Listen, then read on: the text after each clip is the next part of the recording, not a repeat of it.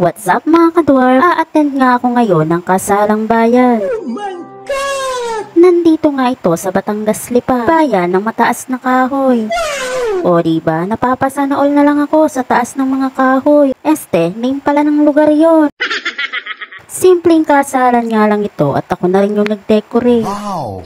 May mga katulong din naman ako dyan. Oo, alam kong iniisip nyo paano na lang yung hindi ko abot. Inunahan ko na kayo sa pag-iisip dahil pala desisyon ako. Nandito na nga kami sa munisipyo at nihintay na lang si Mayor. Ready na rin yung mga kinasal, bakas na bakas yung saya sa mukha nila. Pero sa mukha ko, bakas na bakas yung takam sa handa nila.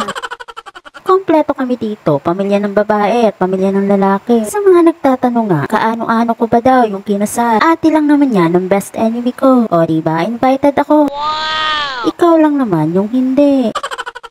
Wala pa nga si Mayor at inuna na lang muna nila ang picture taking. Mamaya naman daw ang iba pag natapos na. Sa mga naghahanap sa akin, nandito lang ako sa Gidli. Napakasweet nga ng dalawang bulilit na magpinsang to at pinagkakaguluhan nila yung aking lip tint.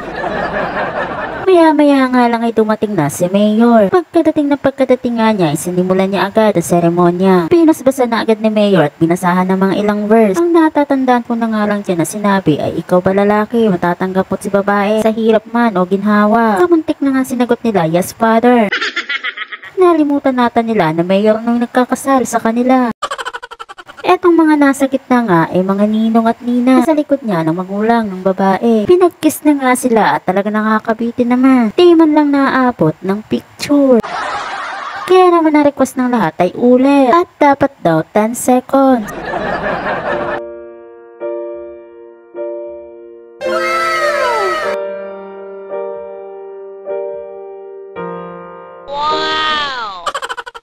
Aba nga talagang kinikilig pa. Wow! 4 na nga ang anak ng mag-asawang to at ngayon lamang sila ikinasal. Wala namang pinipiling panahon, oras ang pagkakasal, eka nga. Basta meron kang budget at kaya niya nang gumastos, pwede yun. Nasa part na nga ito ng permahan ng mga ninong at nina.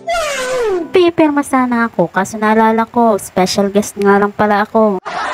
Nandito na nga tayo sa pinaka-exciting part. Oo friend, yung reception. Oh my God!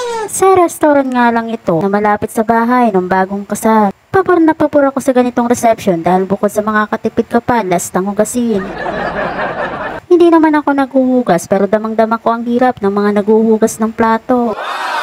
Maawain kasi ako kaya hindi na lang ako tumitingin. Pakaway-kaway nga lang kami dito sa Gidli. Kasama ko nga dyan ang family ng best enemy ko. Oh my God! O diba, malalaki, ako lang ang maliit. Huwag na kayong magtaka dahil ganun talaga ang buhay.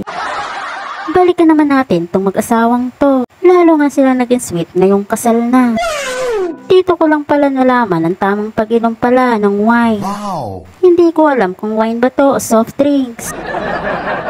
At yun lang muna for today's video.